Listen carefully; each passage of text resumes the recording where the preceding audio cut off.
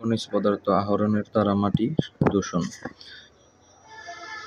খনি থেকে মূল্যবান খনিজ পদার্থ বা তেল, গ্যাস ও কয়লার মতো প্রয়োজনীয় সম্পদ আহরণের সময় প্রচুর মাটি খনন করে সরিয়ে ফেলতে হয়। এতে যেমন বিস্তীর্ণ অঞ্চলের ফসলহানি ঘটে, ঠিক তেমনি মাটি দূষণের ফলে মাটির উর্বরতাও নষ্ট হয়ে যায়। এমনকি অনেক সময় এর ফলে সৃষ্ট মাটি ক্ষয়ের কারণে তা আশেপাশের জলাভূমি ভরাট করে মারাত্মক পরিবেশের বিপর্যয় ঘটাতে পারে। অনেক খনি বন এলাকায় থাকে, যে কারণে খনি খননের কাজে বনজ সম্পদ ধ্বংস হওয়ার পাশাপাশি পরিবেশে বিপর্যয় ঘটে, যার ফলে ওই সকল স্থানে মাটি দূষণ ঘটে। এছাড়াও খনিতে অগ্নিকাণ্ডের ঘটনা, যা সচরাচর ঘটেই চলেছে বলতে, তা আশেপাশের বিস্তীর্ণ এলাকার মাটির উৎপাদনশীলতা নষ্ট করে দিতে পারে।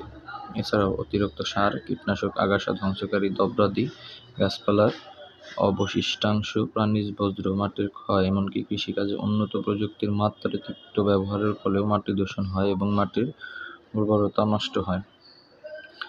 মানুষের মলমূত্র, পাখির বিষ্ঠা বা অন্যান্য প্রাণীয় মলমূত্র থেকে কি মাটি দূষণ হতে পারে? হ্যাঁ, অবশ্যই পারে, কারণ এসব মলমূত্রে রোগ সৃষ্টিকারী নানা রকম জীবাণু থাকে, যারা মাটিতে বেড়ে ওঠে এবং পরবর্তী সময়ে মানুষের শরীরে ছড়িয়ে পড়ে রোগ সৃষ্টি করে।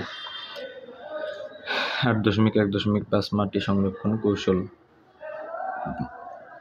মাটি আমাদের একটি অতি মূল্যবান প্রাকৃতিক সম্পদ। আমাদের অন্ন, বস্ত্র, বাসস্থান এবং চিকিৎসা সহ অন্যান্য যে সকল চাহিদা রয়েছে, তার সবগুলোই প্রত্যক্ষ কিংবা পরোক্ষভাবে মাটির উপর নির্ভরশীল। আমাদের বেঁচে থাকার জন্য অত্যাবশ্যকীয় এই সম্পদটি নানানভাবে ক্ষয় হয়ে যাচ্ছে এবং এর উর্বরতা নষ্ট হচ্ছে।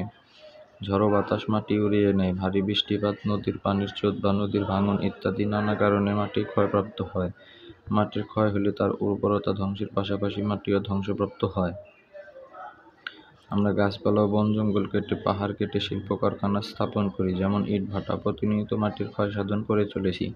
তোমরা সবাই জানো যে সাম্প্রতিককালে পাহাড় ধসে চট্টগ্রাম এলাকায় অনেক প্রাণহানি ঘটেছে, যার মূল কারণ পাহাড় কেটে মাটির ক্ষয় সাধন। এই ক্ষয় বন্ধ না হলে এটি আমাদের জন্য মারাত্মক হুমকির কারণ হতে পারে।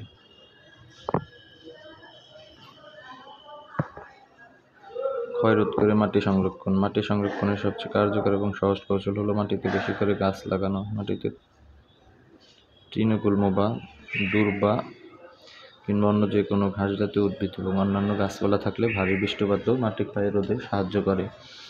আজকের মতো এখানেই গাইস, দেখা হবে পরবর্তী ভিডিওতে। ততক্ষণ পর্যন্ত ভালো থাকবেন। Tata, bye bye.